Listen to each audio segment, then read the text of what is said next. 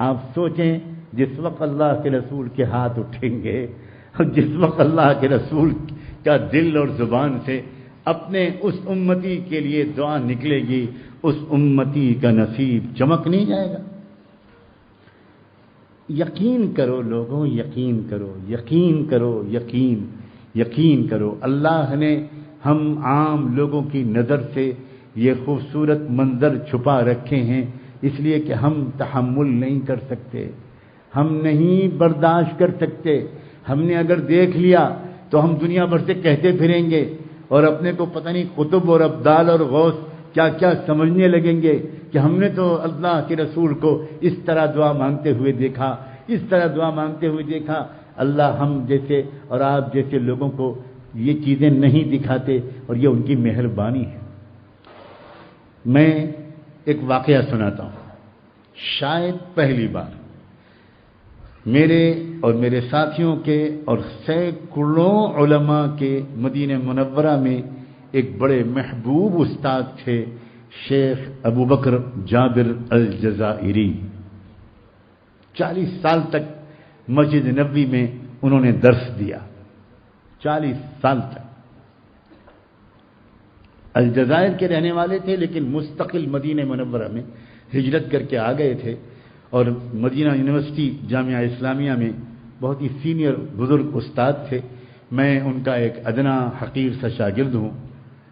میں نے ان سے جامعہ اسلامیہ میں بھی پڑھا، ہمارے ریسرچ کے اسٹیج پر وہ اصول تفسیر کے استاد تھے، اور میں مسجد نبوی میں بھی ان کے درس کے حلقوں میں شامل ہوتا تھا، کبھی کبھی ان کے گھر پر بھی جاتا تھا۔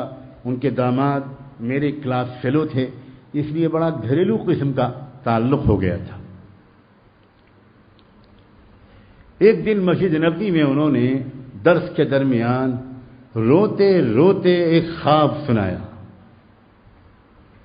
وہ اس طرح کے لوگ نہیں تھے جو بلا وجہ کوئی اس طرح کا خواب سنائیں، بہت محتاط عالم تھے، کوئی کمزور حدیث بالکل بیان نہیں کرتے تھے۔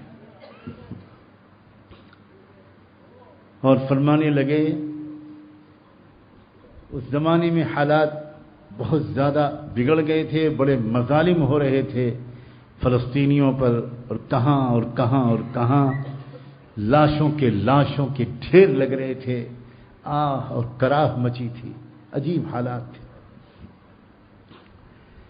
تو اس وقت انہوں نے خواب سنایا کہ بہت مضطرب تھا، بہت بے چین تھا، نہ کھا رہا تھا، نہ پی رہا تھا، نہ سو رہا تھا، غم کی کیفیت تھی، اور اسی حالت میں بس آنکھ لگی اور اللہ نے مجھ کو منظر دکھایا کہ میں روز اطہر پر حاضر ہوں اور حضور صلی اللہ علیہ وسلم سے یہ کہنے آیا ہوں کہ اللہ کے رسول، یہ آپ کی امت کب تک پٹتی رہے گی؟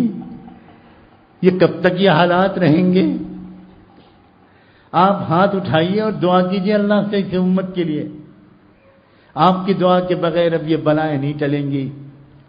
تو اچانک خواب میں مجھے دکھایا گیا کہ قبر اطہر کھل گئی اور پردہ سامنے سے ہٹ گیا، اور میں نے اپنی آنکھوں سے دیکھا، چیخ رہے تھے، وہ رو رہے تھے، بلک رہے تھے، اور کہتے میں اپنی آنکھوں سے دیکھا کہ حضور صلی اللہ علیہ وآلہ وسلم گھٹنے کے بل جھکے ہوئے، اور اس طرح کہ آپ کے آنسوؤں سے آپ کی داڑھی تر ہو چکی ہے، آپ اللہ سے اپنی امت کے لیے مہلت مانگ رہے ہیں۔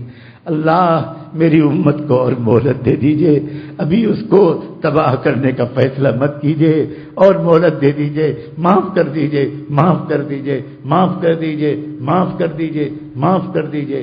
اللہ میں بے چیخ پڑا کہ بس اللہ کے رسول، بس آپ پتہ نہیں کب سے گھٹنے کے بل بیٹھے ہوئے ہیں، بس کیجئے اللہ کے رسول، اب تو انشاءاللہ اللہ کی مدد آ ہی جائے گی۔